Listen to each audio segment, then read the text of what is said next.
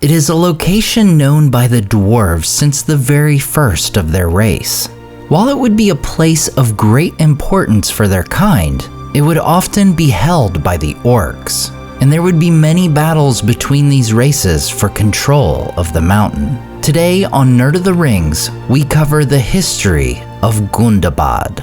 The mountain of Gundabad lies in the far north of the Misty Mountains, where the arid Mithrin, or Grey Mountains, meet the Hithyglir.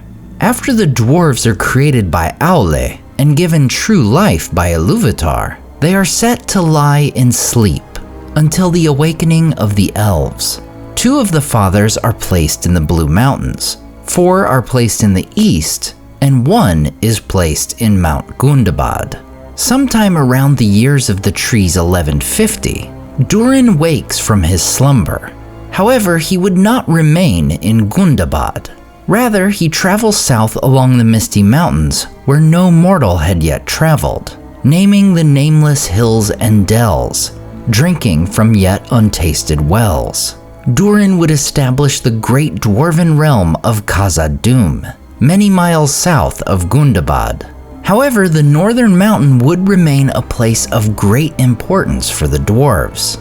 In the Peoples of Middle-earth, we learn that while the Firebeards and Broadbeams in the Blue Mountains, and the Ironfists and Stiffbeards, and Blacklocks and Stonefoots in the east, are quite far from the Longbeards, that is, Durin's folk, all 7 kindreds were in communication with one another, and in the early ages they would often hold assemblies of delegates at none other than Mount Gundabad. And in times of great need, even the most distant dwarf clans would send help to their kinsmen, as we'll see later in the War of the Dwarves and Orcs. While this would remain a location of great reverence among the dwarves, there is no mention within Tolkien's writings of this being a place of permanent residence for their kind. Gundabad is next mentioned about midway through the Second Age. After Sauron conquers Eregion in 1697, his attempt at destroying Elrond's host is thwarted when the dwarves attack his rear flank, allowing Elrond to escape and establish Imladris in the north. Sauron's forces drive the dwarves back, but once the doors of Durin are closed, Khazad-dum is impenetrable.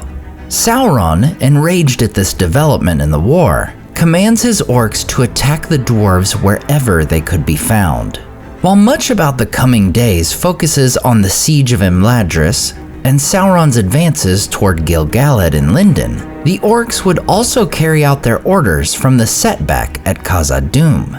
Thus comes the first sacking of Gundabad, where the orcs invade the mountain, driving off any dwarves and infesting not only Gundabad itself, but the Grey Mountains as well.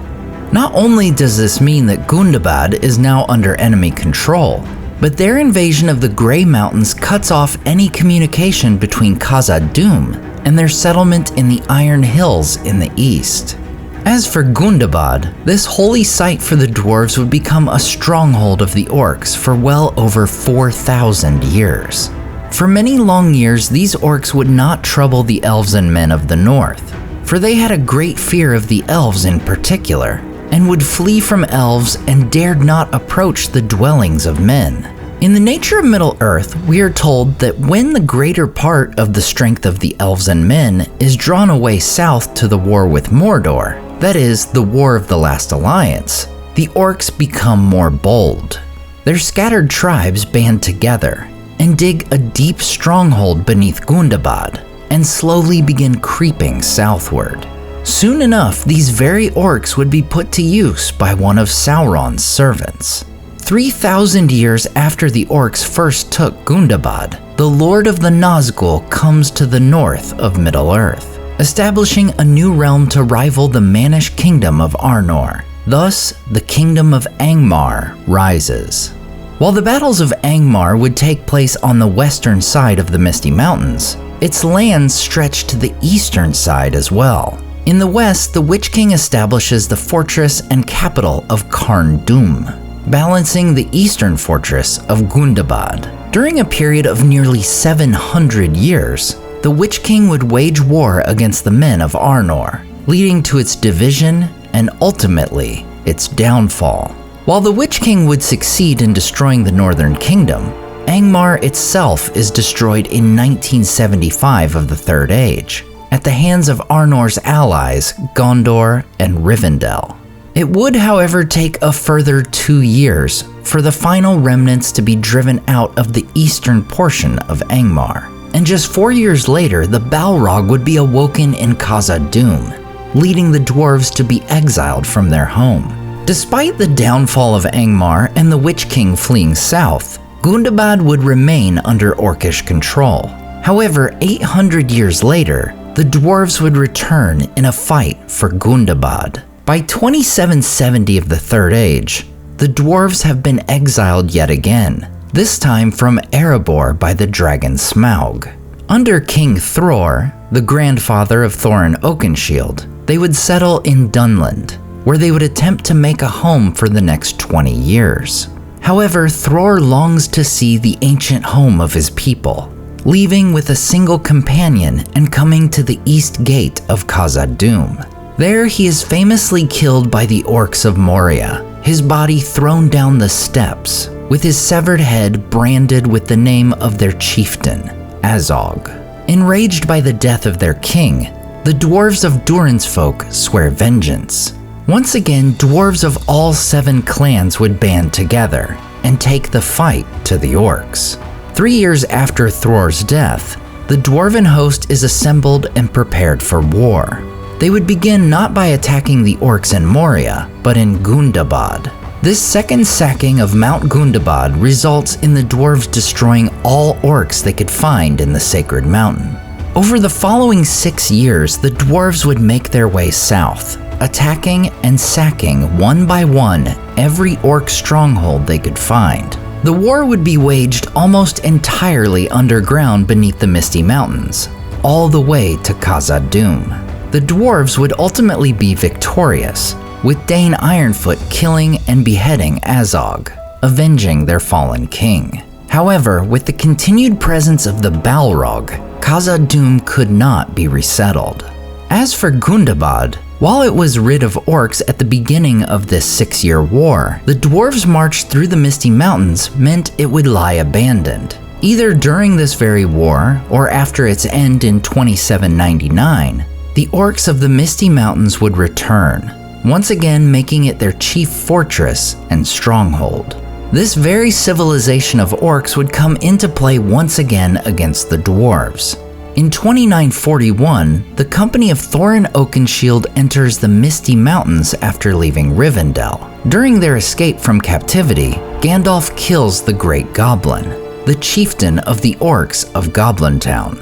It's possible that the Great Goblin was actually the leader of all the orcs of the Misty Mountains. As such, the orcs are enraged at the death of their chief, and they gather at Mount Gundabad seeking revenge. They are led by Bolg, the son of Azog.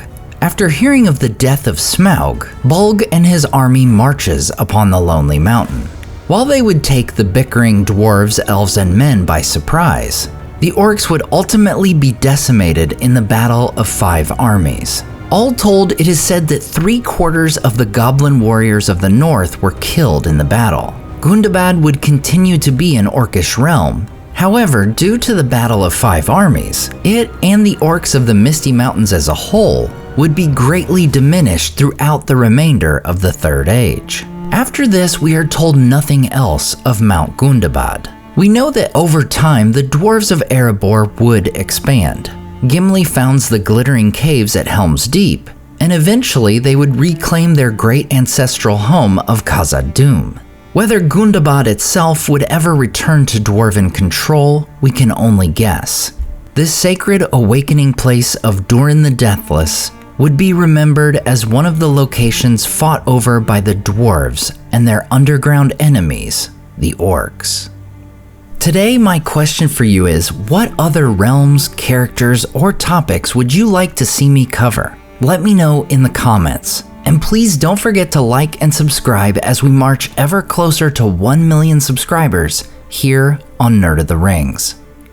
As always, I want to say a huge thank you to all my Patreon and YouTube supporters who make this channel possible. Tom de Bombadil 19, Lissamy the Cinda, Rabbi Rob Thomas, Charles Leisure, CCDC Red Team, Joe Tepper, The Mighty Mim, Leo Vittori, Sky Carcass, Slide Belts, Dane Ragnarsson, Berto Berg, Graham Derricott, The Dark-Haired One, Wyland, Micah Wu, and Debbie. If you enjoyed the artwork in this video, check out the artists in the description to purchase prints of their great work for yourself. Thanks so much for watching, and we'll see you next time on Nerd of the Rings.